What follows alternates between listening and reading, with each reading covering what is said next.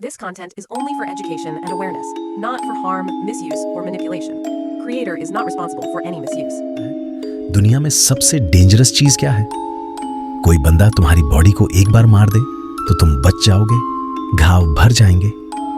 लेकिन अगर कोई तुम्हारे माइंड को कंट्रोल कर ले तो तुम जिंदगी भर उसके हाथों के पपेट बन जाओगे। सबसे खतरनाक बात यह है कि आज के दौर में हर जगह स्कूल, कॉलेज, ऑफिस, यहां तक कि तुम्हारे फ्रेंड्स और फैमिली में भी लोग तुम्हें मैनिपुलेट करते हैं और तुम्हें खुद पता भी नहीं चलता। आज के वीडियो में मैं तुम्हें 10 ऐसी मैनिपुलेशन टेक्निक्स बताने वाला हूं जो लोग तुम्हारे दिमाग के साथ खेलने के लिए यूज करते हैं।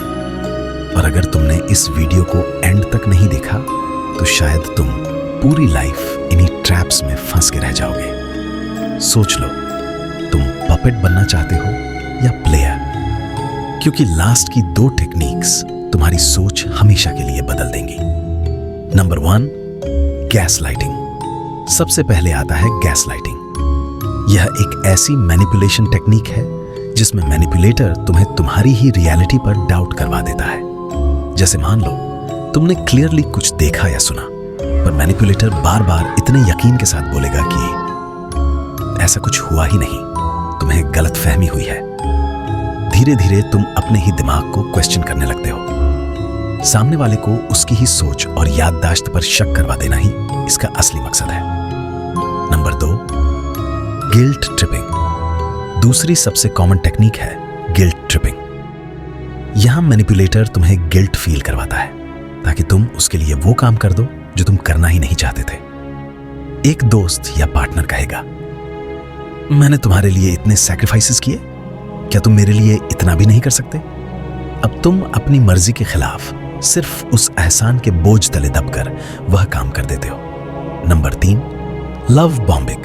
लव बॉम्बिंग एक ऐसा ट्रैप है जिसमें कोई इंसान शुरुआत में तुम्हें ओवरवेलमिंग लव, अटेंशन और केयर देता है।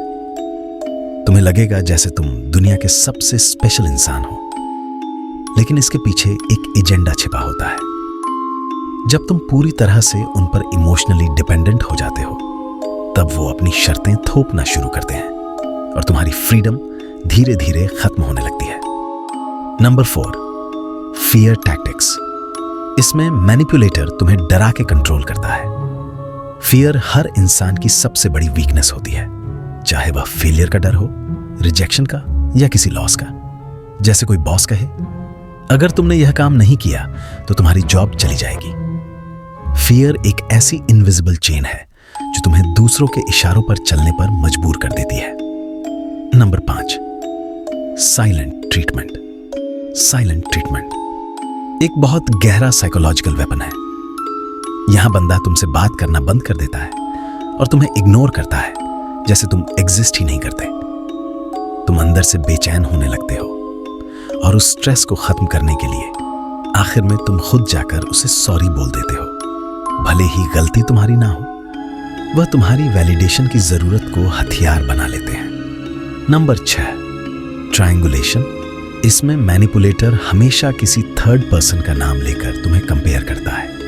वह एक ऐसा माहौल बनाता है जहां तुम्हें लगता है कि तुम किसी और से कम हो। इसका मेन मकसद होता है तुम्हें इनसिक्योर फील करवाना, ताकि तुम हमेशा खुद को उनके सामने प्रूव करने की होड़ में लगे रहो और उनके कंट्रोल में रहो। Number 7, projection. यह एक चालाक साइकोलॉजिकल ट्रिक है। इसमें मैनिपुलेटर अपने ही नेगेटिव ट्रेट्स तुम पर थोप देता है। मतलब गलती उनकी होती है लेकिन ब्लेम तुम्हें मिलता है। अगर कोई खुद धोखेबाज है तो वह बार बार तुम्हें बोलेगा, तुम पर भरोसा नहीं किया जा सकता। यह उनके लिए एक डिफेंसिव शील्ड की तरह काम करता है। Number 8, playing the victim. यहां मैनिपुलेटर हमेशा खुद को बेचारा दिखाता है।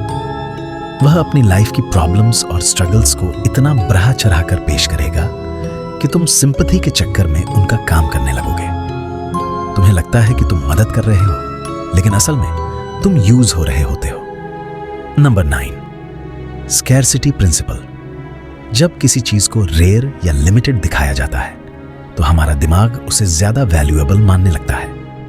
मैनिपुलेटर अक्सर इसका यूज अर्जेंसी क्रिएट करने के लिए करते हैं। फैसला अभी लो, वरना यह मौका हमेशा के लिए चला जाएगा। इस प्रेशर में तुम बिना सोचे समझे वही करते हो जो वह चाहते हैं। Number 10, flattery trap. यह सुनने में बहुत मीठा लगता है, पर है बहुत पावरफुल। मैनिपुलेटर तुम्हारी हद से ज्यादा तारीफ करेगा ताकि तुम्हारा ईगो संतुष्ट हो जाए। जब तुम उनकी तारीफों से खुश होकर अपना गार्ड नीचे कर लेते हो, तभी वह अपना काम निकलवाते हैं। फ्लैटरी एक स्वीट पॉइजन की तरह है। शुरुआत में अच्छा लगता है, लेकिन इसका अंत सिर्फ इस्तेमाल होने पर होता है। तो अब तुम जानते हो कि यह दुनिया किस तरह का खेल खेलती है। अगली बार जब कोई तुम्हें इनमें से किसी भी ट्रैप में फंसाने की कोशिश करे, तो याद रखना, तुम्हें प्लेयर बनना है, पपेट नहीं।